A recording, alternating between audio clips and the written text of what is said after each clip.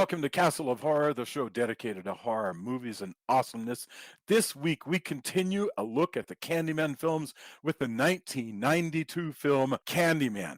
Bear in mind, if you haven't seen today's movie, we're going to be discussing it from the perspective of horror fans who have seen it, so warning, spoilers ahead. From Denver, Colorado, I'm your host, Jason Henderson, publisher at Castlebridge Media. With me from Austin, Mr. Drew Edwards is the writer-creator of the long-running underground comic Halloween Man, currently published by Comixology. He is a Best Writer Ringo nominee, Austin Chronicle Best of Austin Award winner, and a member of the PEN America Fellowship. Say hello, Drew. Drew. That's 5. Boom. Sense Also of theme in here. Denver. Also in Denver, color commentary from Julia Guzman of Guzman Immigration of Denver. Say hello. Hello, but I'm wondering if Drew appeared to himself now. Right. Oh my goodness. I'm seeing I double. can imagine how funny that would be if there was just like this reductio Drew absurdum where it would just be like Drew's all the way back, you know? All you need is two mirrors facing each other. Yeah, I and was you can just make thinking happen. I'm steering clear of members until this podcast is over for obvious reasons. We survived last week, but Julia was watching it and she was like, no, why would anybody do that? Why would anybody say this into the mirror? I was so mad at them. I'm like, God, don't do it. Finally, also in Austin, lead singer, slap bassist for Austin's Rockabilly Riot Girl band Danger Cakes, and upright bassist for the Queergrass Americana outfit, Brand New Key. Jamie Bahr is also the executive director of the nonprofit organization Girls Rock Austin, empowering girls, trans, and non-binary youth through music, education, and mentorship. Welcome, Jamie. Thanks for having me. Glad to be Welcome back. Yeah.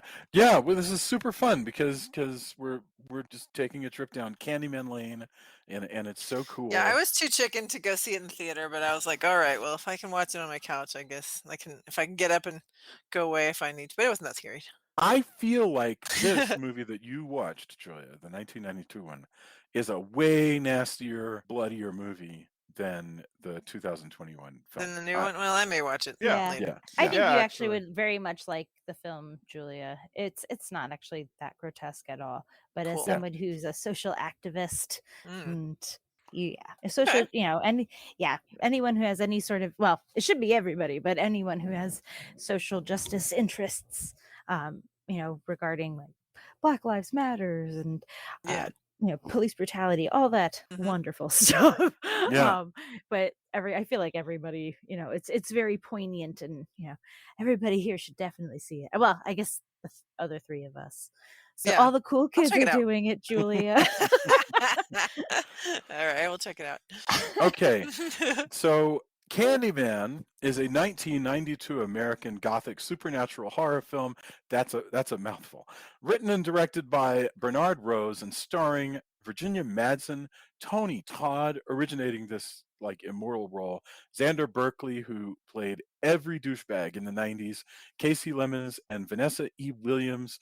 Based on Clive Barker's short story, The Forbidden, the film follows a Chicago graduate student completing a thesis on urban legends and folklore, which leads her to the legend of Candyman, the ghost of an artist and the son of a slave who was murdered in the late 19th century for his relationship with the daughter of a wealthy white man. That's Candyman. And I cannot. It's so funny that we've been doing this show for a long time and we've never gotten around to this movie. So it'll be cool to discuss this. Let's go. I think let's go Julia, Jamie, Drew, and then I'll just take us into the topics because I'm sure that you guys will hit anything I had as an opening thought. So Julia, what are your opening thoughts about the 1992 Candyman? Well, I love Virginia Madsen. I think she's so beautiful and just cool. And I love Tony Todd. His voice, talk about it. We were talking about nice voices before we started recording. And Tony Todd has an amazing voice. Like that, to me, the most incredible thing about this film is the way that they use his voice, where sometimes he's talking with his lips and sometimes it's telepathic, but it's always that voice. Yeah. And it's just the coolest thing. It's like, it's really, and immediately whenever he starts talking, she becomes like hypnotized basically, which I'm like, yeah, I'm right there with you. Right. But I think it's an really interesting film. Like it's not, it's pretty original, pretty creative, to think that, this creature, not necessarily the thing about, appearing when you say their name in the mirror, because that's obviously, I mean, they have the Bloody Mary thing and all that, but the way that he's like born of bees or whatever, is it bees? Yeah, bees.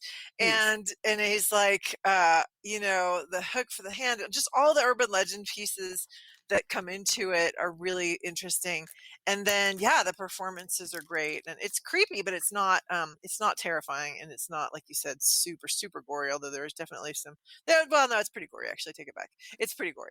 I thought this one is a lot It's gorier actually really than gory. I was suddenly the new one, imagining it, like thinking of all the, just like I close my eyes a lot, so I forget that stuff is gory. I'm like, oh yeah, no, that was bad.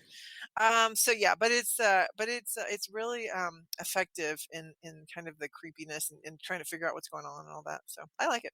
Thank you, Julia. Jamie, what about you? I think this movie's brilliant. I love this movie. It's actually one of, in my opinion, like one of my favorite scariest movies. I like this, and Poltergeist is up there too. Actually, I'd say Poltergeist is number one, but this is up there, probably my top 5. But I just feel like this movie goes into so many places. It's very cerebral, and at the same time very visually like stimulating. Like I feel like there's so much to look at, like whether it's the aerial views of Cabrini Green, or the mouth of Candyman walking, or hell, Tony Todd himself and Virginia Madsen having the bees crawling all over them, and him in his mouth, like he just opened his mouth and they're just flying out. Horrible. And that's and I can only imagine the type of anxiety that I would be feeling if that was happening. And she had an allergy to bees too. Wow. So it's like I said, I feel like this movie did a lot. It pushed the actors. In some ways, it seems like it might have pushed them too hard and too far. We watched the commentary today. Oh, really? Yes, and you say that she was hypnotized, Julia, but she looked hypnotized. She actually was. Virginia Madsen was hypnotized in between certain scenes, literally so that they could make her have that look. Wow. Why they didn't just give her like a joint, I don't know. I think that could have given her the same thing. That's and probably, fascinating. but really, like they actually used a Hypnotist, yeah. yeah. And there's just so many interesting things, and I found that what Virginia Madsen had to say about this being a very lonely film was very interesting, not just because of the separation. And I've always thought that this seemed like a lonely film to me, because not only is Candyman like he was in love and pulled away from his lover and murdered for his romance, but she's like married to Professor Douchebag. Like he is Right. horrible and like pretty much blatantly cheating in front of her. Yeah. And so she's in this weird position, and there is this like almost romance between her and Candyman and so I mean there's this eroticism, and Tony Todd's voice definitely helps that. And it's funny because when I saw this movie like when I was younger, like I was terrified. I was so scared of Tony Todd. And it's funny, and now I'm an adult and I'm like, oh, Tony Todd. Right. That voice, I like he should do a cover of Barry White, like some of his Seriously. music. Yeah. So, but I love this movie. I think it's great, and I'm happy to have I've watched it twice this week, and even when we were watching the commentary, I still was like on bated breath, knowing everything that was going to happen, and still being like every few minutes. So, like, there are just parts of it where I've like my jaw is dropped. Yeah, you're still shocked. Right. Absolutely. Well, and I thank want you, to add Jamie. real quick to what you said, Jamie, about the aerial. shot. I was amazed from the beginning of that aerial shot of the freeway where they just follow the freeway for like miles and miles, super steady. I was like, I don't know how they got such a steady shot with obviously they didn't have drones. It must have been a helicopter, but it was such a steady shot. So I was really impressed just from the get-go about that. That's nice. Wow. Mr. Drew, what about you? I am also deeply enamored of this movie. I think that this is arguably the best horror film of the 1990s, if at least one of the best, and it's definitely one among the best Clive Barker adaptations. It's just so imaginative. Tony Todd in this role is iconic. It created a new monster for the pantheon of movie. It's a character that's gonna live forever now, and every time I watch it, I get something new out of it, and it's I think it's a pretty scary movie. Like when every time I watch it, like I'm just superstitious enough to where I get a little nervous around mirrors when I'm watching it. Yeah, and it like everything that Jamie and Julia said, there's also just a lot that it makes you think. There's a lot of social commentary, and it is interesting. You have Bernard Rose and Clive Barker, who are these two English guys that are coming in and talking about the evils of American culture and racism and that kind of gang violence, that kind of thing, from the perspective of outsiders, which is fascinating, and very and different from the short story, which takes place in Liverpool. And I hope we get a chance to talk a little bit more about like the differences between the two. Actually, I'd love for you to when you're done with your opening thought, I would love for you to give us a brief tour of the short story. Well, I'm gonna do this from memory because unfortunately my I don't have a copy of Books of Blood anymore. But I will give it from you from my memory, and that first of all, it does take place in Liverpool. It follows the plot line pretty closely. However, certain things are different. First of all, Candyman himself is not this dapper fellow. He's described as looking like he has yellow skin. And he's hairy and kind of grimy. His race is never really specifically talked about, although he is said to have like yellow hair, so like that could be interpreted as him being Caucasian. However, like the main thing is he's described almost looking like he has jaundice. And he's got this sort of patch, instead of having this elegant outfit on, he's got this like sort of patchwork coat that looks like it's made out of a quilt on. And quick question, Drew. Just about that is when you said he has like yellow skin, they're not like, it's not yellow bone, right? Because that's actually like a skin color that Black people identify with. It's definitely like the description is like sickly, like almost grotesque, and it kind of more along with the idea of the bees, because it's almost like said to be like slimy and like honey or something. So like the American race thing, the fact that this is completely of the movie. Completely of the movie, and the idea of Candyman as being attractive is completely of the movie, which is the thing I'm getting at. Like Candyman is almost described as looking more like Alan Moore, like than what we think of. And the Helen doesn't rescue the kid in the end. The kid dies. Really? And the people who live in this ghetto, instead of being kind of against Candyman, they're sort of covering up for him. Like they almost offer up the kid as like a sacrifice, because in the movie he talks about them being his congregation. Like that goes into more detail in the movie. He does have a hook for a hand, and he does have the bees inside of him. That was fully formed. The idea of like latching in the Bloody Mary mythology, that didn't come along until the movie.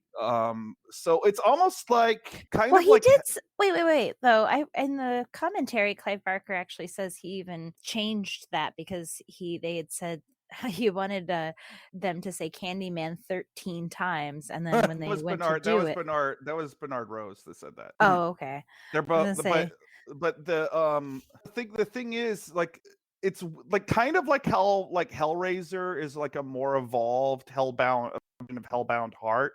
Like it's like more refined. Like I would say that's kind of true of the Forbidden into Candyman.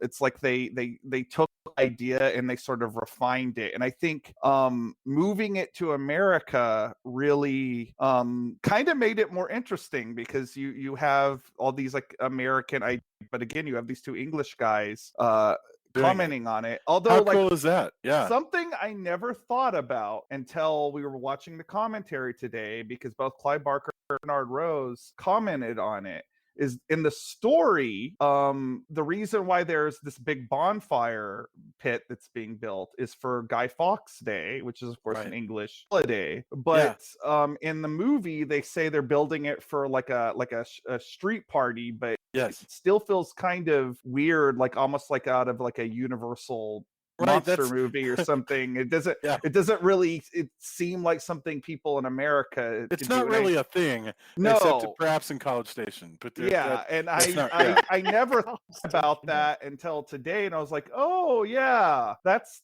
why. And I don't know why I never did the math on my own. But again, as it's still a fairly faithful adaptation. Like it's all adaptations change things. I think everything that was changed between the two versions actually strengthened the story, much the way I feel like Hellraiser, a more evolved version of Hellbound Heart. So but still, the story's called The Forbidden. It is well worth checking out if you are interested in Candyman as a character and want to see where that's influenced. And Clive Barker actually did a drawing of Candyman, which I'm going to see, like the original one from the story, and I'm going to see if I can find the post on our Facebook group tomorrow. So thank you very much. That was really useful, and it gives us a really good backdrop for this. The first thing I thought would be fun to talk about, because it so much relates to our discussion of the new one, the 2021 one, is the 2021 picture. It centers a Black artist in a building that used to be part of Cabrini Green. This movie has totally different themes. I mean, that one, the new one, has themes involving Black Lives Matter and gentrification. This one has themes of gentrification, but it has a very strong theme of just exploring the idea of urban legends and folklore. And I wonder if you guys think that and by the way, it's a very white centering narrative, because you've got Virginia Madsen, who we mentioned is a super beautiful blonde lady, and you've got a gender question that is much more prominent, as so there are those. But I lost my question as to which of those to take first. So I think I'm going to hand it over. Yeah, just go ahead. There's a lot of talk about ancestral trauma with this movie, where they're discussing the way Candyman died in the first place, and that fear that has stayed with the Black community throughout generations. Right, because he's a painter. The character, as told, was a painter of portraits, and he had a forbidden love affair with a young lady, and was punished by the white community and made into this monster. And so before we get into the racial question, I was just curious, do you guys feel like in 1992 the whole question of urban legends was like more new? Because I wonder if the air has sort of gone out of that in the past, like, whatever it is, 30 years. So that I actually think urban legends are they haven't gone away. They've just taken on like new life on the internet, because like think about Slender Man and things like Blair that. Witch. Yeah, Blair Witch. Like urban legends have become subculture. They become digital. Like, and honestly, I'm surprised that they didn't actually play with some of that in the new Candyman, because right, they're not interested in it all in the new one.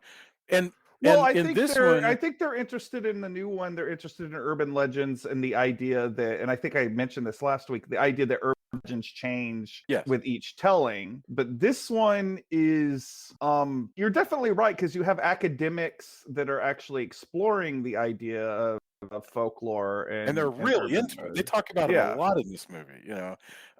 And there's an argument, because Virginia Madsen is like, would you please not give the urban legend lecture to your freshmen, because I don't want that like impeding my ability to get urban legends out of them in the interviews that I'm doing, you know. And because, so she's afraid that the more you talk about the idea of urban legends, the less people are likely to just pass them along without thinking of them. And I remember Jan Harold Brunvand, in one of his books, said, don't worry about it, nobody cares, they'll keep telling them, even if you tell them there's such a thing as an urban legend. And I think Brunvand might be wrong, because I kind of feel like if I went out and said, hey, who here knows about urban legends, a lot of people would raise their hand. And another, I guess what I'm asking, and you can push back if you want, I'm just asking, are today's movie audiences more sophisticated so they wouldn't be that impressed by the idea? I disagree with that. Again, I go back to the notion of Slender Man, which people really latched onto, and as urban legends go, is very young. And you know, but like that whole creepypasta culture, I don't think it's gone anywhere. I just think it's gone digital. And interesting. I agree with you. No, our kids have talked. Yeah, I mean, like, as you're saying this stuff, I'm like, yep, I've heard about Slender Man from our kids. I've heard about all the creepypasta stories from our kids. There's like that show, the BuzzFeed Unsolved, which is huge, that deals with a lot of like, you know, the urban legends and the ghost stories and whatever. Yeah, I think you're right. I think the internet has. So really did you guys, Jamie, Drew, Julia, when you were growing up, did you ever do the Bloody Mary thing where you speak into the mirror? You did? I did. Jamie, did you? I did not. I was too scared. But you heard of it? Yeah, we heard of it. Oh, of course. I didn't do that. We did the like light as a feather, stiff as a board thing. Oh yeah, we did that too. No, we did the Ouija board, but we didn't do the. I didn't do the Bloody Mary thing. I don't remember ever, and maybe I suck, but I don't remember ever hearing the Bloody Mary story. Oh yeah, we definitely heard about it. Really? Bloody Mary was one of the first urban legends that I heard. I heard that one in elementary school. What's interesting about Candyman, he is presented in this film, is he's kind of a composite of Bloody Mary and the Hookman urban legend. It's like they took the two most famous urban legend characters and infused them. And so Bloody Mary, so Bloody Mary is a ghost character that shows up in the mirror if you summon her. And the Hookman, this is the escaped lunatic who will who will attack couples on Lover's Lane, right? Yeah. I mean, basically, and he tends to like a freaking moron for a guy with a hook, try to open a car door with his hook, which I don't recommend. And then he usually loses it. The hook. Guys leaving hooks all over the place. Has not thought this through. I feel pretty certain you would use your good hand to open the car, but whatever. But yeah, maybe it has two hooks. But true. Maybe that's. But a question I have. I would love to be part of the story meetings where they would come up, like, because they created an urban legend out of whole cloth. You know, a beautiful, deep-voiced black man from New Orleans who haunts people.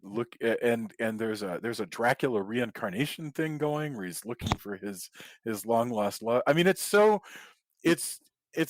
much stuff, but it feels like it's always been there, doesn't it? And, you know, like once you hear about Candyman, you're like, oh yeah, sure, I can totally believe that I've forgotten that I heard about this. You know. Oh, not me. I was Clive Barker actually said that he got accused of cultural by a college professor, saying that he stole this urban legend from the black community, and he said that he had to write him a letter and go, actually, I made this all up. Like this character is 100%, my creation. There was no Candyman before I dreamed the whole thing up. Amazing. And the guy wrote back and he was apologetic, but he was like, that's how convincing this is I thought this was a real... It feels like a real urban legend. It's amazing. But that's the thing. Once enough people believe something is a real urban legend, doesn't it effectively become an urban legend? And that really ties into the idea of the movie, in the movie and in the short story, that Candyman talks about how being a legend is a blessed state, to be talked about in rumor, to be talked about in whisper. And he doesn't really go after Helen until she shakes. I'm jumping ahead, admitted, but she shakes the belief in the little boy. She says Candyman isn't real, and he kind of has that like upset look, like Candyman isn't real, like she just told him that Santa Claus isn't real. And that's when he actually, goes after her, because he's like, oh no, you don't. Yeah. And because an urban legend needs to be retold and needs belief. It's not just that. It's like a Tinkerbell situation. It's not just that she says Candyman's not real. It's that she finds the guy. She manages to bust the guy who cut the little boy's dick off, and then also killed the other chick. Like she finds the guy, or rather they had already found him, but she's willing to testify because he actually attacks her. And so when they lock that guy up, everybody's like, oh, okay, it's just this dude, this gang dude. It's not really. So then he's like, no, we got to take this back because people have stopped worshiping me, and that's not cool. Yeah, well, that gangster was probably keeping his name on people's lips. Yes. And that's why he needs to make an example out of Helen all of a sudden, because he says, like, they need a new miracle. They need, I must shed innocent blood. And I love that he is, and that's why I was saying last week that I feel like that was the one thing that I sort of missed in the one.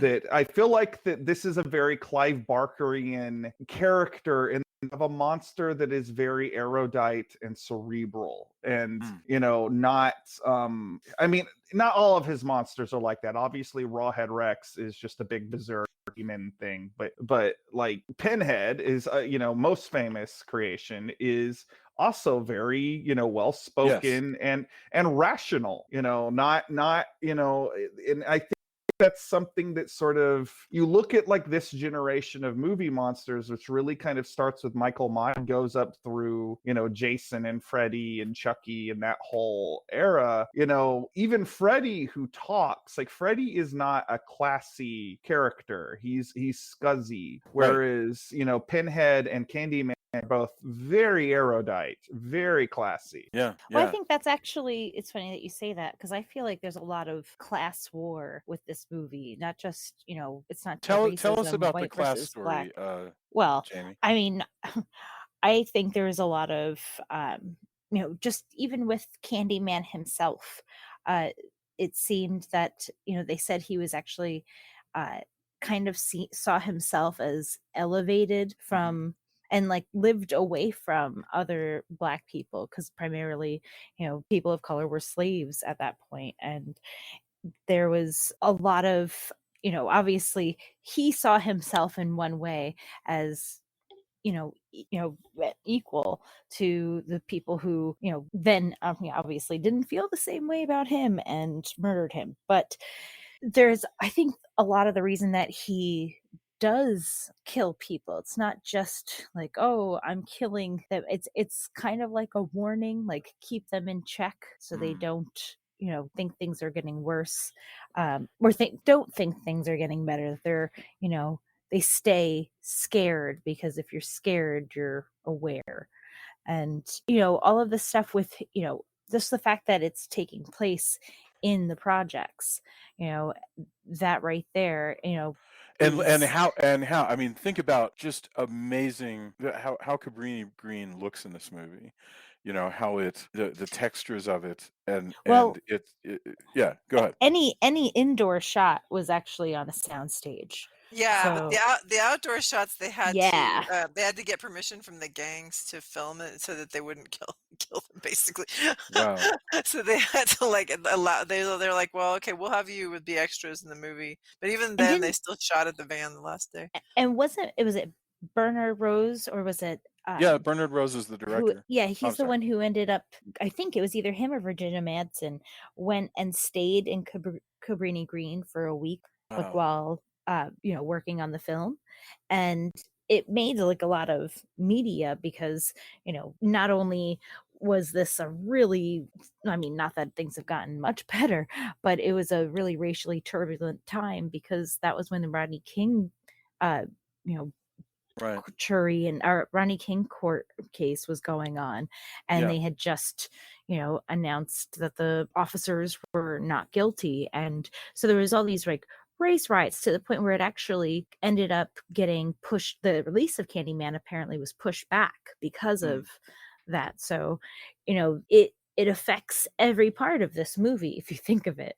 I love Vanessa Williams, who plays a nurse who is the mom of the baby that gets kidnapped later, and she's worked darn hard to make her apartment this lovely livable space, and her whole speech is, I know what people think of us.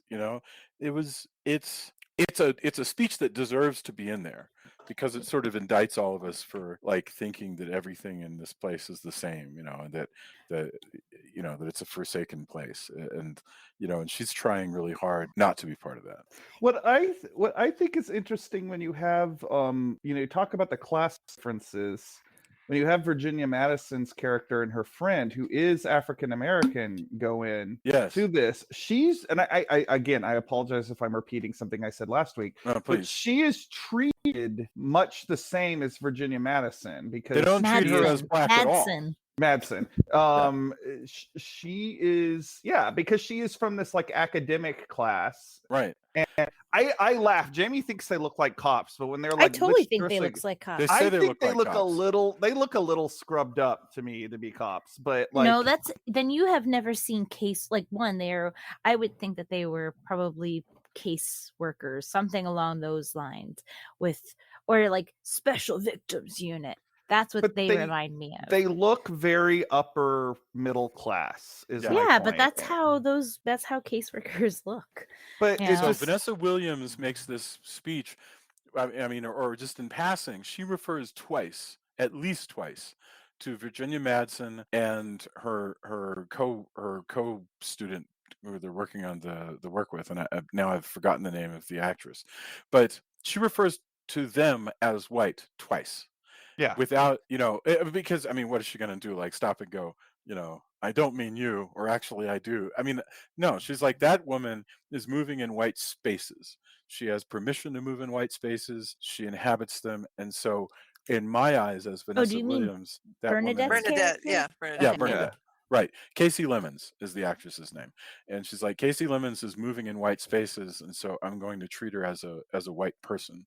And that is fascinating. I mean, that reflects like I said, the same type of classism that was going on with Roy Thibodeau himself, with Candyman, that he was seen as separate from the rest of the people that he shared a skin color with.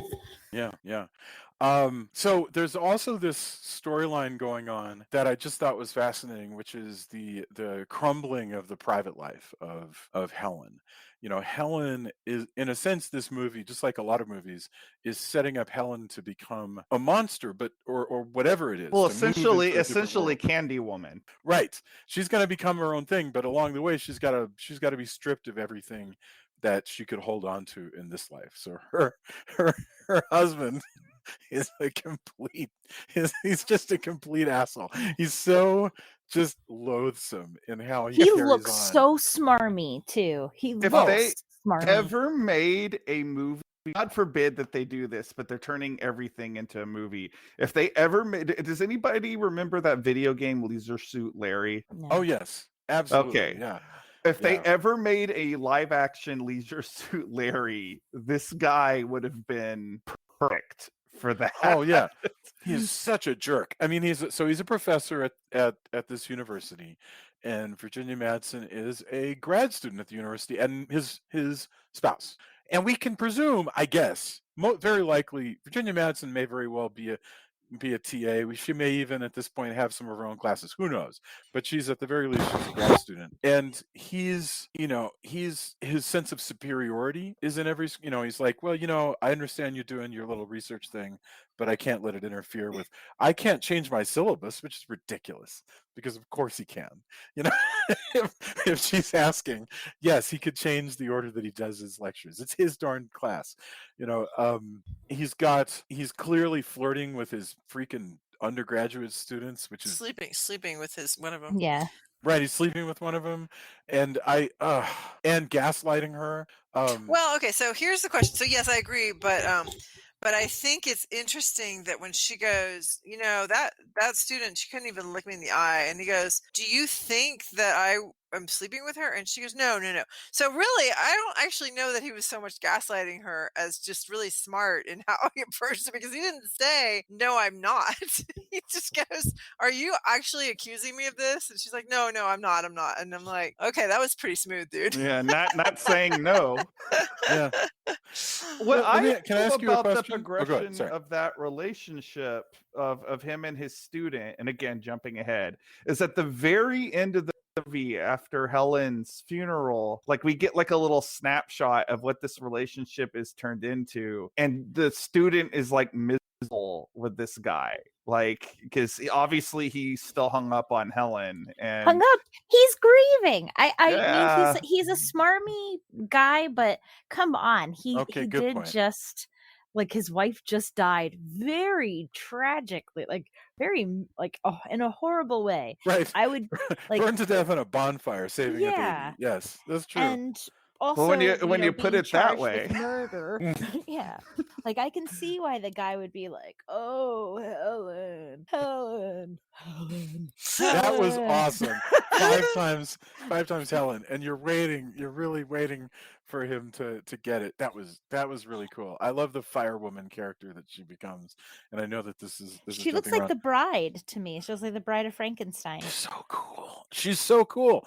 I love that this movie invents a new folkloric character at the beginning of the movie and at the end. And if you're going, two. What's interesting is if you go off of the recent movie, is that she is an urban legend. Like they're sharing her legend, just like they're sharing around the Candyman legend. And I don't know, but like there is also, he's the gateway to this like academic world. He seems like he's a folklore professor, and like they're going to these dinner. Like one of my favorite scenes in the whole movie is like when they're having the dinner scene. And there's like the other smarmy folklorist, like the British guy with the long hair. The Mel Gibson mullet. And like she's like, "We're gonna bury you," and he's like, "Oh, really?" He looks like Shmi from like Peter Pan. So like, did you? Yeah. I have a question. I have a question for the ladies, and that is, did you feel like this was like, if I'd seen that scene today, I would have thought this is the movie giving a nod to mansplaining. But is it in 1992? Is that it, or is that a reading that is? Oh yeah. There's a lot of that mansplaining, gaslighting. When I watched this movie the last time, after seeing the new Candyman, I thought, there is this whole aspect of gender that comes into this where, I think about, I did say this on the last episode, but, we think about the right to vote. It was everyone's created equal. Everyone has the right to vote. Well, everyone, if you're a white man, right. And then it's everyone. Well, I guess if you're a white man or a black man, and it goes on from there. And women, it will shortly down the line, and then women of color have it even worse. And it's kind of just goes from there. So, I love the fact that there is such a strong cast of women in this movie. Right there, that's not what you usually see in a horror movie. If there's a lot of women, it's usually like they're going to be the victims. Not obviously, yes, they did end up being victims, but this time, like I don't know, it just, it's very much more poignant. They're not sex objects. They're Right. not, they're not objectified. The only nudity that's in this like whole movie is like a little bit of side boob, and I think In a very traumatic scene, yeah, right? That's exactly. not After remotely erotic. Yeah. yeah, it's like she's pulling her bra off that's like soaked in blood. That's I don't think they showed anything in that one, but Hey, that's like Jason, again. some people have corn syrup fetishes, okay? I I guess felt so. for her though in that part, like especially where she's like, "Oh God," and Yeah. she's like peeling her like clothes off, and Mhm. it like I have just. You ever have to get out of wet clothes just in Yeah. general, Yeah. and it feels so uncomfortable. You're like, "Oh, like I'm wet." Like this is, I imagine, so much worse, and that's Mhm. one of the reasons why Virginia Madsen said that this was such a lonely film, was because when they were all made up, when she was covered in blood, or poor Bernadette when she's on the floor with her guts spilled out, Mm. their makeup took hours, and Oh, is that so? yeah, and it took and it was so grotesque that no one could look at them. Oh Like my they goodness. actually, people had a hard time making eye contact with them. They didn't want to talk to them, and you think these people knew that this was all fake. They were some of these people were the ones that helped make that. But she Yeah. said, between that, that scene where she is getting strip searched, and it is, I mean, that part right there is really scary. But that the police officer that's there is actually her best friend in real life.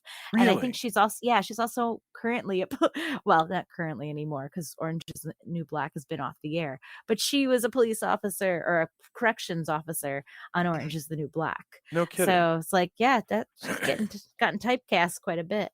But Is she in one of the Friday the 13th pictures? I could that swear I don't know. that officer. Think you're thinking of the actress from Jason Goes X. to Hell. No, Jason Goes to Hell. Yeah, in the I diner. don't think that's her, because I think that's a slightly older woman. But Okay. I'm ashamed to say I don't know offhand. Well, probably not then. Yeah, I would bet that it's not. Is this Rusty Schwimmer? Is that her name? Anyway. Yes. Okay. Well, we'll That's find her out name. later if that's if she was in Jason Goes to Hell. I'm gonna look it up right now. Right this instant. It's yeah. gonna bug me. Oh wait, yeah, Joey B in Jason Goes to Hell, the final Friday. There we go. Good eye, Jason. Thank you. She looks so much older in that. I think that's like the thing. It's to me, like they make her look like she's, like, because in here, I mean, she's not made up to look like a glamour girl, to be right. honest, but like she looks so much younger here than they've done everything. They've done her no favors. Her hair is like this limp, like they've probably like put egg whites in it. She is hilarious. She is hilarious in Jason Goes to Hell. Like she's one of the funniest things about it. So another thing I want to comment on is, I mean, obviously any movie like this where you're looking at your city, you can always be aware of like what's changed. Cabrini Green doesn't look like this anymore. That's what the new movie is even about, is that those high rises are gone. They still have the low level projects, but they're fenced up in the new movie, and it's nearby because it's his neighborhood. You're looking at a Chicago of, at this point, 30 years ago, which is mind blowing. And it's strange to me to think that it makes me feel very old that the baby in this movie is now old enough to be realistically thought of as a 30-year-old man in the new film. Yes, I know, but it's like it's bizarre. Realistically thought of a 30-year-old man, even though he's only 29. right. Well, not like that's not even like young, but it's it's young, but it's not like it's like someone in their 30s is like solidly an adult. Yeah, I mean, Right. I catch what you're saying, which is that you don't think about the fact that you looked away. It's like you looked over your shoulder and you look back and you're like, holy mackerel. No, You I know, some keep of these, saying, I say this like every couple of days, that I have somehow managed to forget that we're 20 plus years into the 2000s, because I still think of the 80s as being 20 years ago. You know what I mean? Right. Like I always I just do feel that too. way. And so it just drives me bonkers when stuff like that, Yeah. when you're like forced to realize that, oh, it's been 30 Well, you years know since what? the What 90s. I'm amazed by is that Vanessa Williams looks gorgeous. Oh my Yeah. God. Vanessa Williams hasn't aged a day in Mhm. 30 years. She she just looks amazing. Well, You know, Virginia Yeah. Madsen has aged, but she still looks really beautiful. yes, But absolutely. she See, has But definitely Vanessa aged. Williams has some weird painting, Yeah. one of the uh, things I will say about the Candyman series that I like a lot, though, not that I hate the other stuff, but when you think about particular slasher movies, which this movie is a kind of slasher movie, it's a weird one, but it would I would still fall in that genre to a point. They're usually about teenagers, whereas the Candyman films, all of them are about are grown-up. about people, they're about adults like doing Yeah. adult things, and like the most of the people are in their 30s and 40s, and I just think that's, again, as somebody that's in their 40s now, like I just think that's kind of cool. Like It's sort of I appreciate old-fashioned, this. isn't it? Yeah, I mean, you like I think about appreciate that. the 30s Like, and 40s movies, like the old Dracula films and Frankenstein films. There's no teenagers in those movies. nope. It's always about grown-ups doing their grown-up, like, I'm opening a lab. I don't know if I'm going to do my father's experiments or not. Like nobody's just graduating from college. Well, even Virginia Madsen here is, Helen is a graduate student. She's a young woman, to be sure, but not not like she's not Jamie Lee Curtis and Queen. She's in an adult space. Right. She's an academic, and they never write her, even when she's doing crazier things, she's never written as flighty or immature. And again, the through line that goes all the way into the new movie, which is again about adult people in an adult space doing career adult things. And yeah, I just think that's kind of cool, because Hollywood has a Peter Pan complex. Yeah. And usually they want to make something, the only other kind of franchise, I maybe it's because Marvel has done well with like a lot of middle-aged actors. Now they're thinking they can keep doing that, but Man has always done that, and I think that's cool. Wow, that's I until you said that, I never thought about that, and I'm glad you brought it up, because it never dawned on me, but it does give me a reason to like these movies so much, because I like youthful stories, because they allow you to fantasize about being young, right? And that's fun, and I think that that's legitimate. But these movies allow you to just sort of live somebody else's professional life, and that's pretty cool. Well, like the sort of like artist space in the new movie, I did not find it dissimilar. I mean, it's high art, it's slightly different, but I didn't find it to be completely similar to my own career. And certainly in this movie, that dinner scene that I was just talking about, where it's all the academics like shooting the breeze, but there's also this sort of underscore of like being competitive with one another. I find that really relatable. Yeah, no, good point. And those are, sometimes I think movies are intended to show us worlds that we might not necessarily have entree into.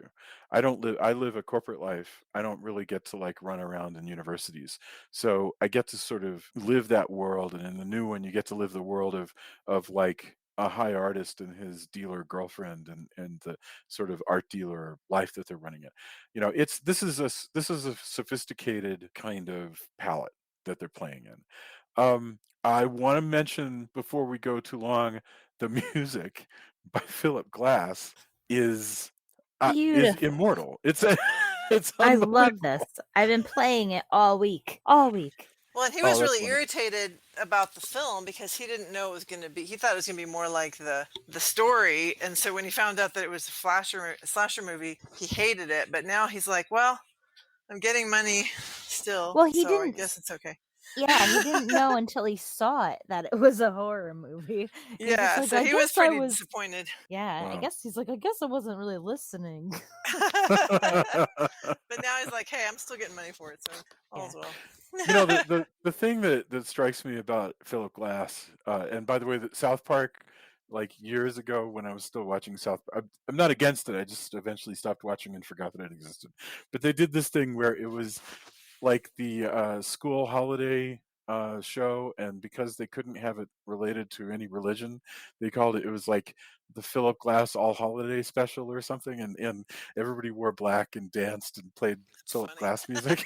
And like he's got this sound, this unrelenting sort of sound to his music that is only like him. The funny thing is that, you know, Jamie was talking about the thing on the commentary where they were saying, oh, he didn't know he was making a horror film. I believe that because they're saying it, but I kind of makes my jaw drop a little bit because, like, not the main theme, like the music box theme is very pretty and ethereal and everything. You mean Helen's theme? Helen's theme. It's you know, or Helen's song. Yeah, it's spooky, but it's not you know, like it could go either way. But there's some music in this that's like pounding gothic pipe organs that sound like they should be in a Hammer Dracula movie. Like I think he's just talking. I don't think that Phillip Well, they Glass did give him give him that I can't speak specificity when giving him the directions of what they were looking for. So they said, you know, all choral, you know, piano and organ. Yeah. By the way, I noticed I was talking about the camera thing, which is what's going on, you know, the aerial cam, which is when we're hearing that music. And I was looking at it at the IMDb about it, and it actually is a very special thing where it was this like steady. What do they call it? They call it steady. Well, Steadicam is a, you know, yeah, is it called Steadicam? Yeah, it's called Skycam. So it's new, at the time it was brand new thing called Skycam, which shot up to 500 millimeter lens with no vibration, and it had never been seen. It had never been done before, so it's no wonder I was like so amazed by it because it's pretty rare apparently. Well, you guys pointed out to me because I had forgotten that this existed. The new movie opens with this really disorienting view, like right up the edge of buildings into the sky, into the cloudy sky. And I was like, I don't know what the hell this means, but it's fascinating to look at because you feel like you're looking down into the clouds, and it's disorienting. You keep trying to reset where you are, you know, relative to the sky. And I was like, I don't know why. And you guys were like, well, it's the opposite of the one that this opens with, where you look down. And this being beautiful, I still don't know what it means. I don't think it has anything to do with anything, but it's amazing. Well, I think it's it's obviously evocative of, you know, Candyman's a spirit of sorts. So he's kind of like he's looking. I mean, this is me. I don't. Sure. Okay. Neither Clive Barker nor Bernard Rose commented on this. This is me spitballing. You know, it gives it like an ominous spectral feel. Okay. Yeah. But the you know, the new one, you know, again, I think, you know, you go back to that idea, and I think it plays out with this one as well. That idea of class is like people looking down on you know, the people who are less fortunate than them economically. And then the new one is, of course, people looking up into these high rises and maybe wishing they could rise out of poverty. But it's or maybe they just think it looks cool. Who knows? This is just me. This is just me spitballing. I think this is really interesting. One thing I wanted to comment on was, you know, Helen. The fascinating thing about the way Helen works in this movie is she pretends that she is untouchable. I mean, you know, she puts on a nice coat and she's going to go wherever the hell she wants, right? She's going to climb through holes and she's going to do just crazy things that I would never in a million years feel comfortable doing. You know, she is just, nothing's going to hurt her. She's going to go wherever. And it's me. Right. It's me. Well, and maybe she's right, you know, that like fake it till you make it. She's just gonna keep doing things. And the funny thing is, she's doing it. She's doing really it. out. Yeah, she's putting herself out there. She's, you know, it's not just like, oh, I'm gonna do this story. She really wants to get into the nitty gritty. I mean, she I was guess what I going should in have. nasty bathrooms. Right, exactly. Like, She'll go in the bathroom. She'll crawl through holes. She doesn't, you know, all of that. By the way, these are great moments of suspense when she's exploring these spaces by herself, and we're constantly aware, maybe because of how well dressed she is and how everything Virginia Madsen of her, that she's, you know, she just stands out. But then when she is on the wrong side of the law, that's the moment when the tables are turned. And just as nobody listens to the citizens who live at Cabrini Green, nobody listens to her. Once she is on the wrong side and she's in the system and she's being drugged up and all this stuff. We should back up and say what happened, which Sure. is that she so when we first see Tony Todd, she gets in that hypnotic, you know, state, and then when she wakes up, she is seems to have blood all over her belly, but she doesn't seem to be cut, and she's in back in the apartment of the woman that they had seen earlier, who had been commenting on, you know, the white people coming around. And she comes out and of course does the big no that you should never ever do, which, and I guess I get why she might have done it, but anyway, she sees that this dog has had its head cut off and there's this big meat cleaver next to it, and she picks up the meat cleaver. I'm like, why are you doing that? But I guess the idea is in case the person who did this is still around. So then she runs. Well, she's hearing the woman screaming, she's hearing the my woman, baby, my right. baby. She's hearing the woman scream and the baby's name, and she goes in there with the meat cleaver covered in blood, and the woman assumes that she has killed that Virginia Madsen has killed her dog and taken her baby somewhere, who knows what. And so of course she gets arrested. They're trying to get her to tell them where the baby is.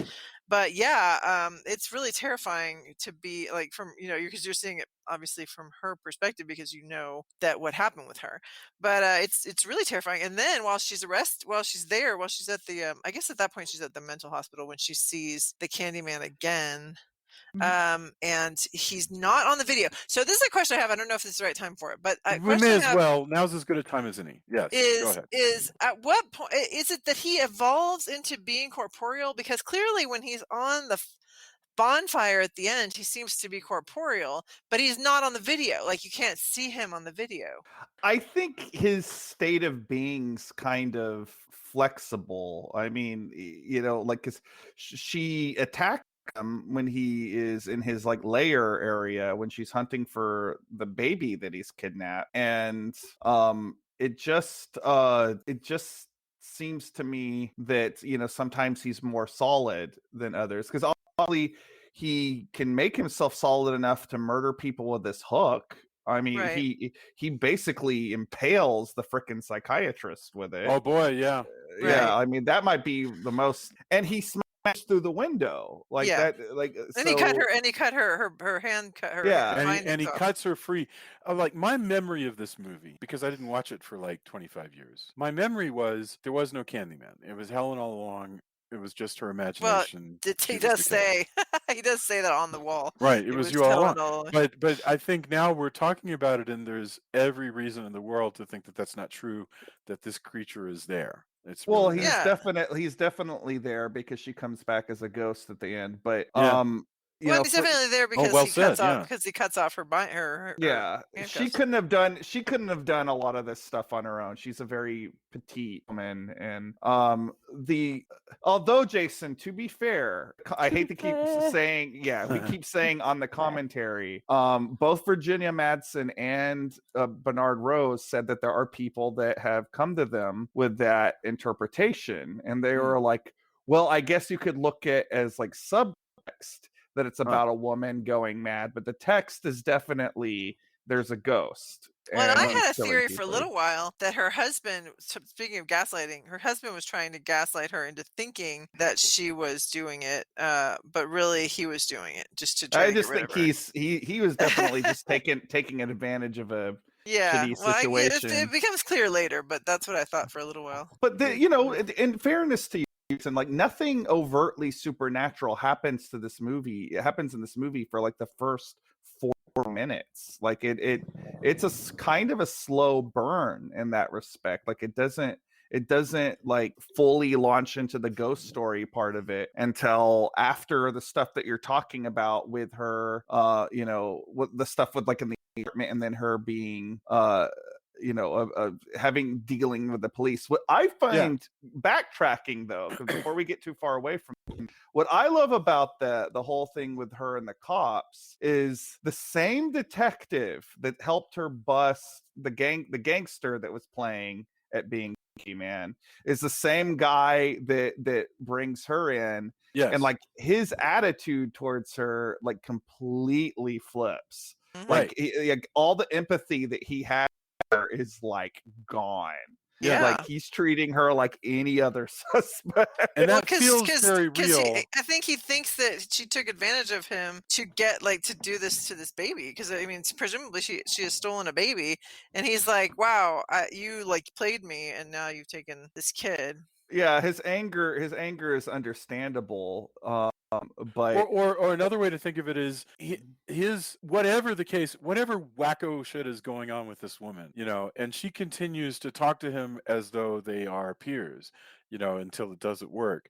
But whatever wacko shit's going on, there's a baby missing, and he doesn't have time for her nutty stuff, and like he's all, but and that is that again, that's a great moment. It feels very real, where you realize all of her angles are gone.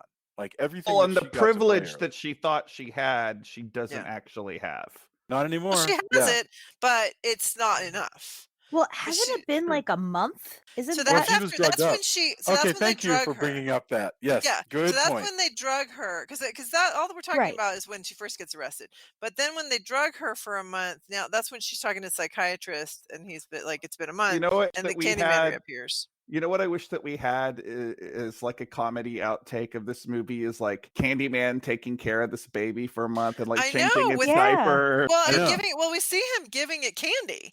So I was thinking, and I apparently, not having seen the movie from last week, but apparently I was spot on. I was like, this kid is like Dexter. He's being born in blood. He's going to become like a serial killer or something. Sadly, because he's got a month, a month with this creepy Candyman in this bloody room after having been like all that horrible stuff. I mean, and then of course the bonfire.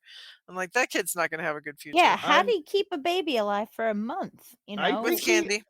I think he was feeding it candy. Yeah, I mean, Candyman had to be doing all the stuff that you would need to do. Yep. to keep a baby. How did he change a diaper with a hook? That's the other way we know. Well, he just used one hand. That's the other way we know that Candyman's real, is because the baby would be dead if it was just her. That is true. There you go. Yeah. I do feel like, as much as I like the twist in the new movie of Anthony being the baby from this film, it does make me feel even sadder for Virginia Madsen, because she sacrifices herself so this kid doesn't have to die. And that's kind of, it just makes me feel bad. Like everybody in this universe is kind of doomed. Everybody's doomed. Yep. And Candyman's a big ass liar, by the way, because even he does Bernadette.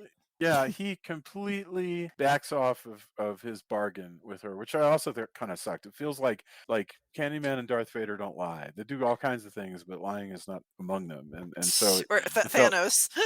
Right. It felt stupid for him to just back off of his. Yeah. Obviously, they weren't thinking, when they made this one, they're still going to be making sequels to this 30 years later. Right.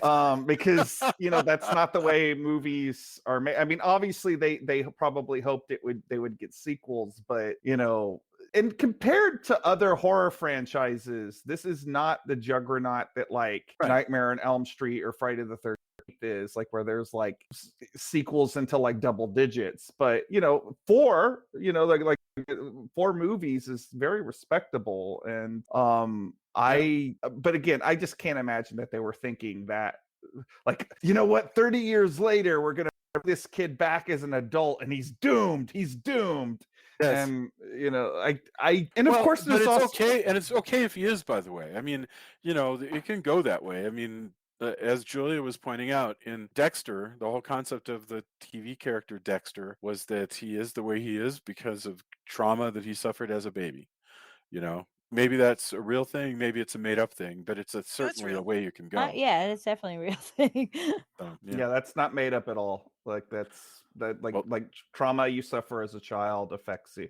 It's not even now that they're finding that's what I was talking about earlier, is ancestral trauma, is that it's not even just the trauma that it's affected you, because like it's generational. It's the trauma that affected your parents, and literally like your physical stress, your emotional stress shapes your physical body. Yeah. And Wow. so when you are, especially as a woman, if you are really stressed out during pregnancy, that will affect your pregnancy. It can not only cause you to have preeclampsia, but it can also do, like I say, damage that's causes more defects than you would expect. I personally know this because my mom was really stressed out when she was pregnant with me, and I had to have surgery 2 years ago because of having 2 ear canals on my right side.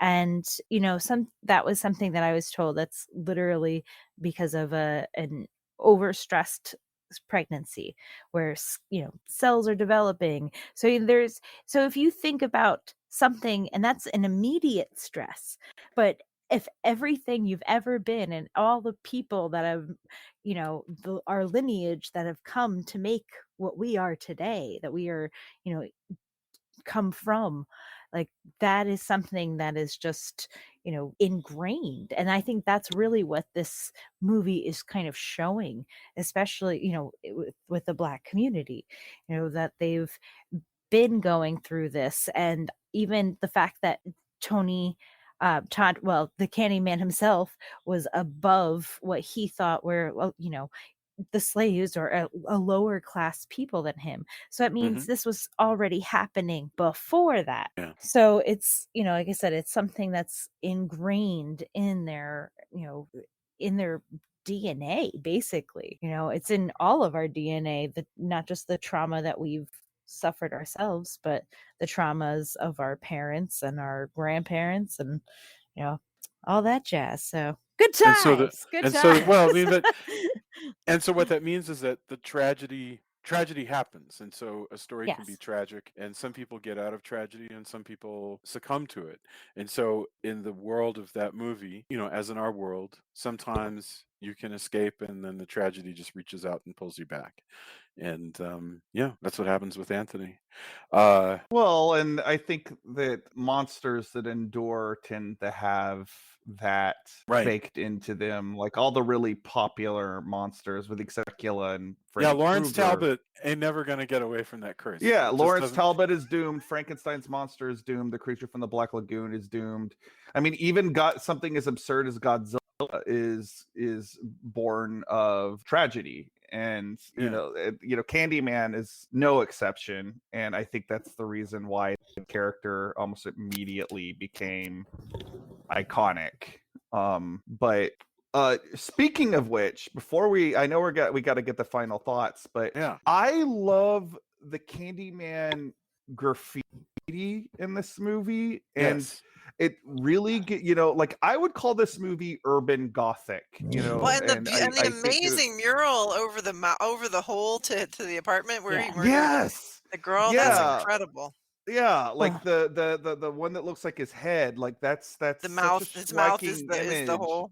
Yeah, but like also like the when they're walking down the pathway, this apartment that's the suites to the suite, and which is something you see repeat again in that filthy bathroom gross. But like, it does give you this tremendous sense of how far reaching this legend is that it started to like take over the walls of this apartment building. Like people are adding it. And graffiti is beautiful. Like that mural is beautiful, and it just gives a mythic quality. It looks simultaneously looks like something real. Like it doesn't look like it looks totally real. Yeah, it's believable as graffiti, but it just also gives you this sense of like again being mythic. And I don't know, I love that, and I didn't want to go through this entire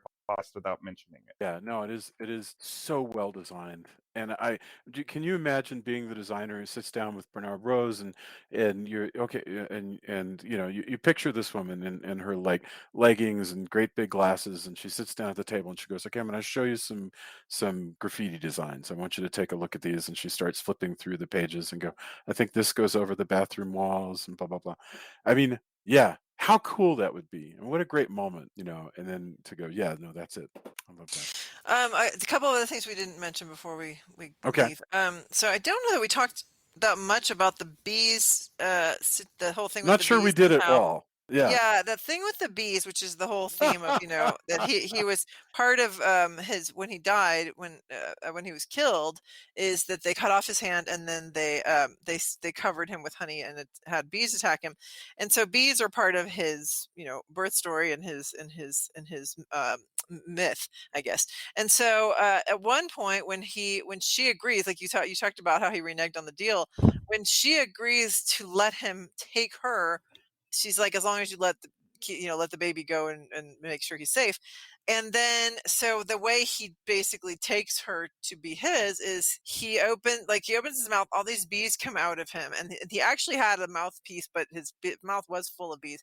He was stung over the 3 movies he's made. He's been stung like 26 times, and he's gotten 1,000. He managed to negotiate $1,000 for every bee sting. But anyway, but she also is covered with bees, and she had to like completely just zone out so that she wouldn't freak out because it felt creepy with all the Q-tippy furry bees all over her. But fortunately they were smart enough to figure out what age they needed the bees to be so that they were less likely to sting. I don't know that they stung her at all. They stung him like a bunch. Yeah, she didn't get stung. Yeah. And so that was a very interesting thing. But she is alert. She did say she was allergic, which is terrifying. I know. And so she wasn't going to take the part. And then she's like, well, they offered me the guy, because basically the director was like, no, you're not really allergic. You'll be fine. We'll have paramedics there. It's fine. So she's like, she says, us actors will do anything for a paycheck. Wow. Another funny thing I thought, I'm just reading the IMDb, that was really an amusing story, was that she said, or not an amusing story, but an amusing tidbit. She says that for some reason she's the most recognized in airport security. So she's like, I guess everybody in airport security has seen Candyman, which I thought was really funny. How wild. The last little bit, I don't know what that even means, but it's fascinating. She goes, I get recognized for this movie all the time, especially in airport security. For some reason, that's like the most, which I think is really funny. Probably because they see her name, when they're looking at her thing. And then the last thing I was going to mention is the medicine cabinet thing. We didn't talk about that. Oh, yeah. Where the whole thing was that the guy who killed the woman in the apartment complex, who was not actually the actual Candyman, killed her by pulling out a medicine cabinet on one side of the wall and then pushing out the one on her side and getting into her apartment that way. And that's actually a real thing that happened in a building where they had the medicine cabinets attached to each other, back to back, but with no wall in between them. That's actually how a murder. Can you imagine I mean, what a poor choice construction wise. That's just terrible. Crazy. And it even feels disrespectful. It's like, this is how much we don't care about this, because can you imagine how the noise is going to carry straight through the medicine cabinet, and you just don't give a shit. So you're just going to basically put a window between these apartments and then put a medicine cabinet in. Mm-hmm. And I loved, there was a little bit of the gentrification story there, because she's like, get this, the apartment that I'm in was a project. And so what that means, what does that mean? That means even in 1992, that already the city of Chicago has kicked all these poor people out of the projects so that developers and put them on the other side of the tracks of the freeway. So that or the developers can river. like put up nice paint and cabinets and resell the buildings. You know, and but they kept the back-to-back medicine cabinets. Yeah. Which is so funny. So those were some tidbits that I just thought were interesting from scanning the IMDb. Yeah, that's fascinating. You know, sometimes I think stories like this is where I learn about stuff for the first time. You know, like I never would have thought about Cabrini Green necessarily if you know, unless I wound up like for some reason doing work in you know, I didn't end up practicing, you know, so there's no way that I would have had any like dealing with like tenant law or anything like that. Why would I have any touch with Cabrini Green? This movie is the only way I learned about that, and then you can go look up more. But it's like one of those things that movies can do for us is just show us stuff that maybe we haven't thought about. I don't know. No, I feel like every time I, am on this podcast, I learn something new about the movie, even if I've been really excited or enthused and learned up about it. I love that. Thank you so much. That really makes me feel good. I feel the same way. I mean, I feel like everybody else brings these thoughts to these things, and I go, you know, I never thought about that angle, you know. And but these movies just really make me think most about what a privileged life I lead, you know. And it's I think about that definitely every day. Yeah. Also, it makes you realize don't say Candyman 5 times in the mirror. I will candidly tell you that I have never done that, and I'm not gonna. And I'm like the least you know superstitious person you'll ever know, but that just seems like you're tempting the gods. Like that's You're asking for it. Then So not so again, much. then again, Not so all much the Louis people who have been in this movie, like Virginia Madsen did it, and while she dies in the movie, she's still alive in real life. She's still kicking. But That's she true. may actually be the Candy Woman. That's true. Right. By the way, she plays one of Bruce Willis's like hottest love interests on Moonlighting, and it's just I so knew you were neat. gonna say Moonlighting. Yeah, man. Yeah, because that's where I live. I live in the 80s, basically. So, yeah. I think 20 years ago. Yeah. 20 years ago, damn straight. You know, the director apparently was worried she was like too glamorous, and he was like trying to like fatten her up and plain Jane her, like bringing her personal pan pizzas. That's how he lured her. Yeah, and like he had her cut her hair shorter and everything, and I was like, she still looks pretty, even in like the gorgeous. Like she still looks pretty like the haircut just kind of makes her look like, you know, a blonde bombshell type from the 50s. That's what I thought, but Jason actually said that haircut's not doing her any favors, which I was like, "Are you kidding me?" Really? Great. I think I didn't that care for that. I'm actually advising Jamie to get her haircut like that. When I like it. I think it's really cute. At different times, this hair length is treated quite well in the movie. I mean, like there's a point where she's walking in the coat, and the wind is blowing it, and it feels longer. And it looks great. And there are other times when it feels very it's very tightly constructed, and it's very sort of helmet head, and it looks. There's times where she's in an insane asylum. Yeah, that's what I like, I don't know what she was thinking, but she did not have good hair at that point. Yeah. Agree to disagree on her hair, I guess. But I think they completely failed to make her look like a plain Jane academic. She's not plain Jane. I mean, she's and still she looks very so pretty. Gorgeous. She's so mismatched with this dude, you know, with Xander. He's batting out of his league. Like you know, I you know, I guess he thought like, oh, I'm gonna trade her in for the younger model, but like that student even close. It's like, what are you thinking, Leisure Suit Larry? Like, Jesus. Oh God, and she's so pathetic. Why would you want this whiny child in your Well, life when you can have plenty of wine reasons. and In fact, you said it conversation? earlier. You said it earlier yourself in this podcast, Jason. You said sometimes, I can't remember exactly the words, but sometimes you like to do things that remind you of what it feels like to be young. And that Yeah. is why. That, like, men will go for these super young women because they want to be reminded of what it felt like to be young. That is why. I But guess that's it. but I thought she did a great job in the scene when, well, both scenes that she's in, where the young girl. The one scene where she's kind of like, oh shit, the wife is here, and then the scene when she's painting the She apartment falls off pink. the ladder. And then she looks and she just kind of goes, ah, and then she like falls and she kind of like half faints and then she starts crying and she's like, ah, and it was such a brilliant like 30-second performance of like all the range of emotions that you would probably feel in that moment. I just thought that was really well done. Yeah. Yeah, it's no, that she is. fear, The like, actress oh is fine. shit, caught, but also Yeah. like, this lady's crazy. She's gonna I think kill it might me. be about to be killed. And she's Yeah. like, oh my god, I spent so much money at Sherwin-Williams on the On my salmon pink paint. colored paint. Yeah. Blush and bashful. Thank Oh you. God. Thank you for saying that. Yeah. Oh, yeah. I don't know. That's all. By the way, the last thing I want to mention is the painting, the mural, the mural. Like I say, it is so beautiful of the new folkloric, like, with fire in her hair character that Virginia Madsen becomes, this whatever the heck. It's almost They don't. saintly. Yeah, they don't Yeah. give her a Very saintly. name, and I wish they would give her a name, like Our Lady of Fire or something, like something. She needs a name other than They say Candywoman. Candy Woman. something in it in the new one, but I think they just call her like some crazy lady walked into a fire, Mm, but yeah. and it's not exactly right either. Like it's, of course it's like somewhat skewed from what actually happened because Yeah. but Yeah. anywho. So, okay. All right. So I think we should get our final thoughts, and then move on. So it was, I think it was Julia, Jamie, Drew, and then I'll go final thoughts and then endorsements. So final thoughts, Julia. I mean, I know we've been all over the place, but final thoughts that you want to leave people with on Candyman. Just that it's a really brave, interesting movie.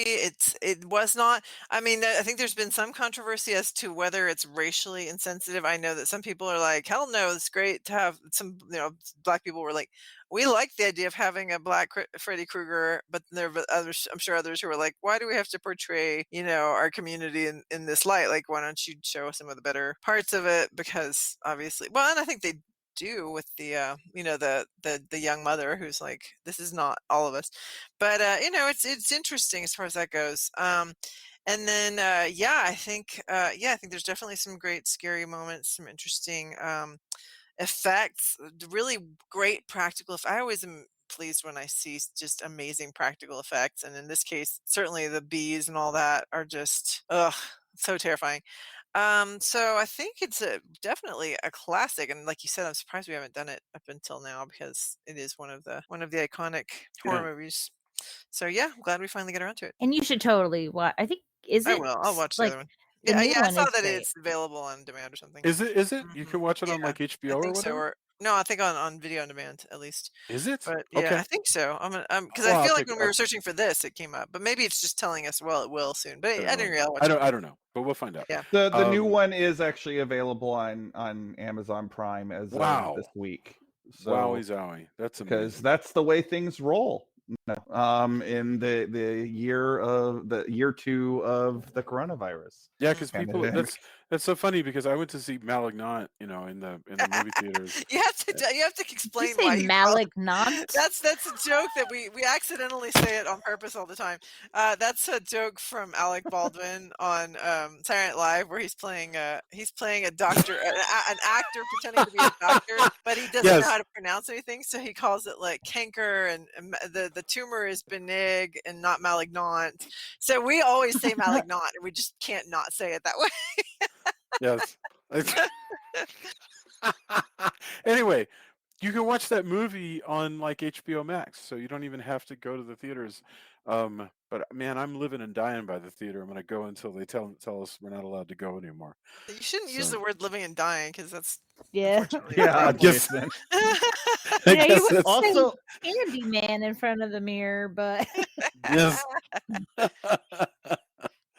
What was that, Drew? I will also point out that this movie is now available, or the new movie is now available at drive-ins, which is how Jamie and I saw it. Ah, and yeah, it was yeah. fun. Yeah, right. Jamie, what are your final thoughts on 1992's Candyman? I love this movie. I think it's a great movie. It's fun for all the ages. No, I'm just kidding. It's good family, wholesome fun. No, but it is something I feel like if you're a certain age, you probably should watch this movie. Especially especially in the year 2021. It's just there's so much to learn, and you kind of see how history doesn't just repeat itself, but it also doesn't evolve as fast as we think it does, and that's very much alive and well in this movie and the new one. And they both are just, like I said, I keep saying, so cerebral, but it'll really leave you with a lot to think about, and that is some grand old cinema. That's wonderful. Thank you. Drew, what about you? I think this is a great movie. I think if you haven't seen it, like, what are you waiting for? Like, surely the gobs of praise that we have just slathered all over it for the last 2 hours. But it's an amazing film. And really, I mean, the new movie is terrific as well, but I think that this one is truly special, and I think I'm just glad to revisit it. I like the second movie in this series a lot as well, but there's just something alarming and arresting and intriguing about this one. And if you're a Clive Barker fan, it's great. If you're a just a fan of monsters, I think that this just gives you a lot to really meditate on, and it's just been a great discussion. Beautiful. I could add nothing to that. Other than that, I'm very, very thankful that we had a chance to discuss it, and this has been a really good experience. I feel like I like the movie better now than even before, and so good. What wonderful job. Let's get our endorsements. I'm dying to know what you guys will recommend, given that it was only like 3 or 4 days ago that we gathered before. So, Julia, so you weren't on a few days ago, so you've had more time to come up with something to recommend. What are your thoughts? Yeah, and I know that there were some things that I thought of before when I was like, oh, it's too bad I'm not on the podcast because I'd love to be able to talk about this, but now I've forgotten what those are. However, I did go watch The Eyes of Tammy Faye, which I can't wait to see that. Yeah, for those in my generation and above, will remember the just all of the press craziness going on with the Bakers, but it's just been it's an interesting story about Tammy Faye Baker primarily, and in part, all the crazy, all the stuff that happened with her and Jim and their rise to fame and fortune as televangelists, but also the fact that she became like this LGBT icon / advocate, which was really, I know some people like Jason and even my kid had been aware of this. I really hadn't been aware of that. So I thought that was really interesting. She comes off, first of all, it's Jessica Chastain. It's just amazing. Like, she completely disappears in this part. And she you really like this character. Like, I don't remember liking Tammy Faye ever, because all I knew of her was the caricature that I saw, with the makeup. And so I came away from it going, wow, she was actually pretty cool. And my kid, my youngest, was like, I would have been friends with her for sure. She was awesome. But so I think it's a neat film. It's an interesting story about, for sure, kind of makes you go, okay, well, maybe I shouldn't be so judgmental judgmental of certain types of people, just because of how they look or whatever, because that's definitely a thing we all can, fall prey to, I think. Beautiful. Jamie, what about you? I would say my endorsement for the week is probably that brand new cherry flavor. I did watch that. I thought it was pretty good. Sorry, a little frog in my throat.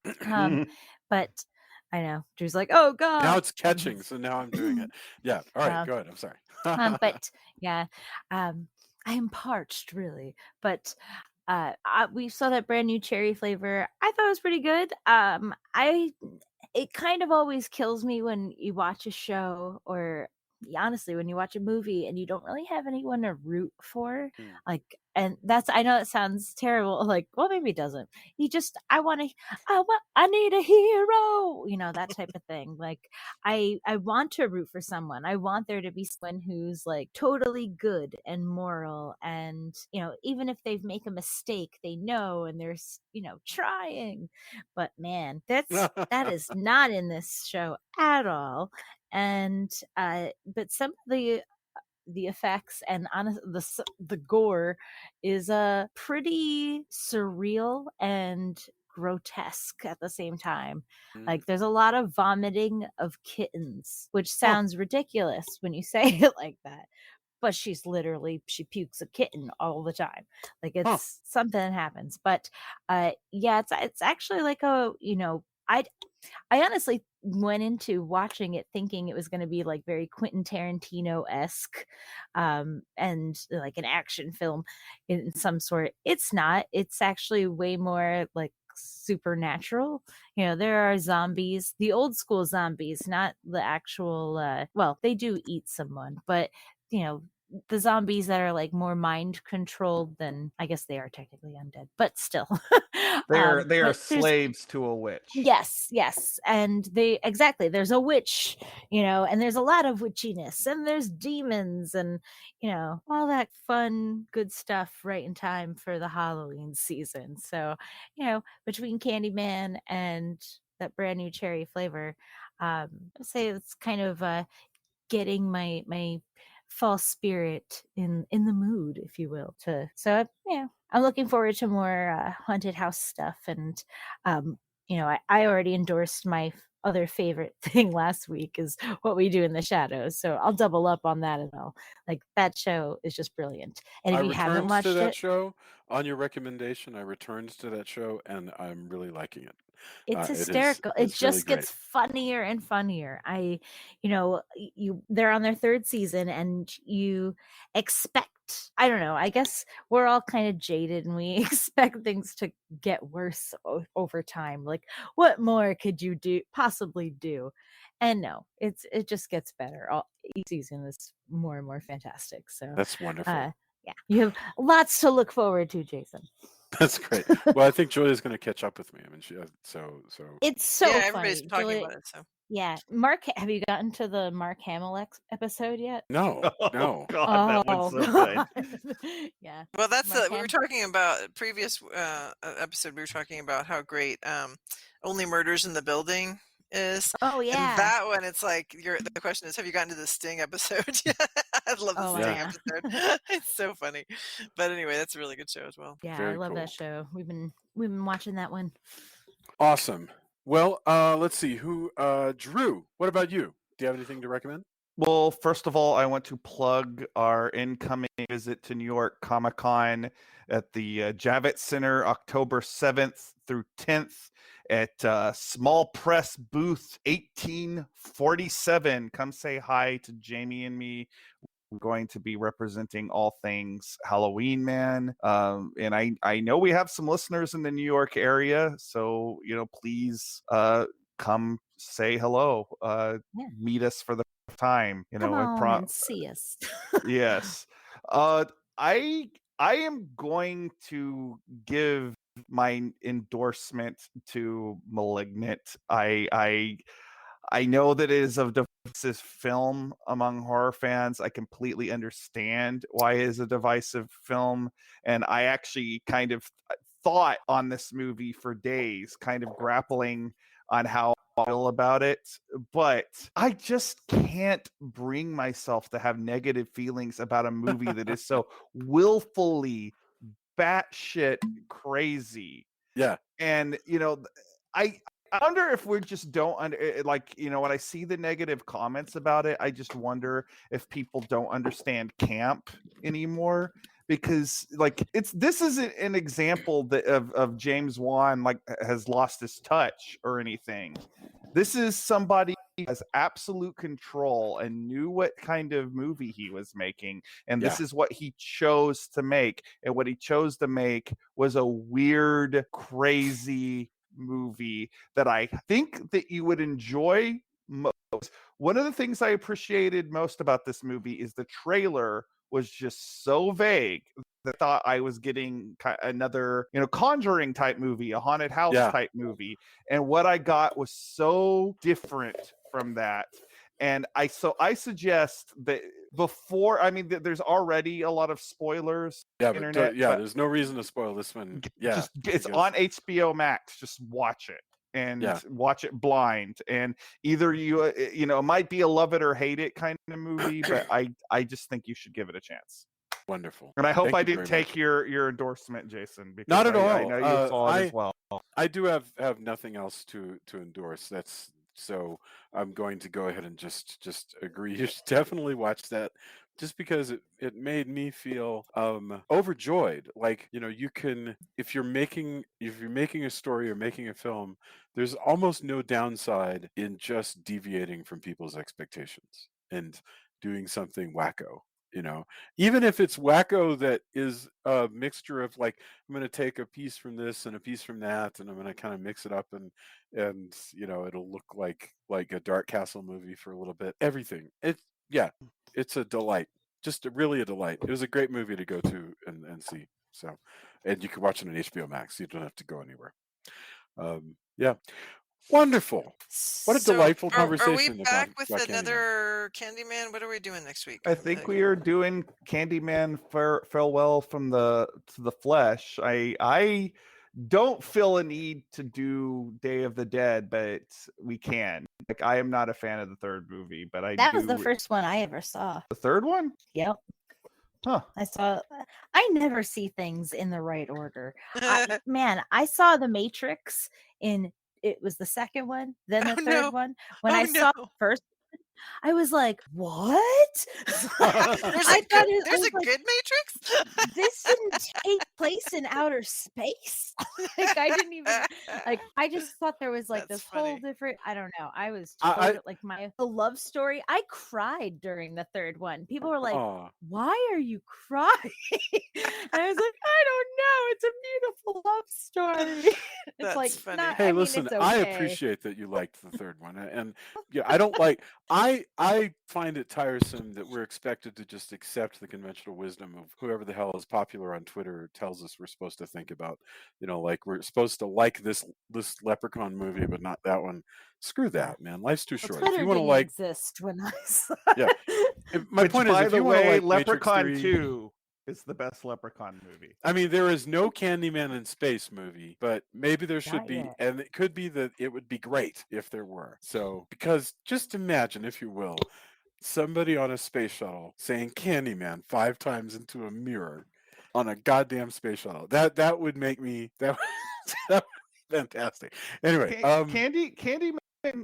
There isn't a Candyman in space, but there is a Candyman in New Orleans, and I will be very interested to know your thoughts on that, Jason. Wait, so which one are we watching now? We are watching Candyman Farewell to the Flesh. Candyman. Okay. So, have you seen the one in LA? Because that is the third one. I've not seen any. I took one of those quizzes about horror series, and I watched the first of everything and the sequels of nothing, basically. True. You're not like a guy like me where I will just binge watch like a few months ago when I every Jack Death movie. No. Yeah. No. Maybe I should. Yeah, which I did, by the way. I did for some reason watch every Jack Death movie. So awesome, man. So it sounds like Candyman Farewell to the Flesh next week, which sounds like a blast. I'm hoping to see some groovy 1990s fashions in that, so that'll be cool. Everybody have a wonderful, wonderful week. Look to learn from one another. Be kind to one another. Thank you so much. Bye. Thank you. Night. Bye. Good night.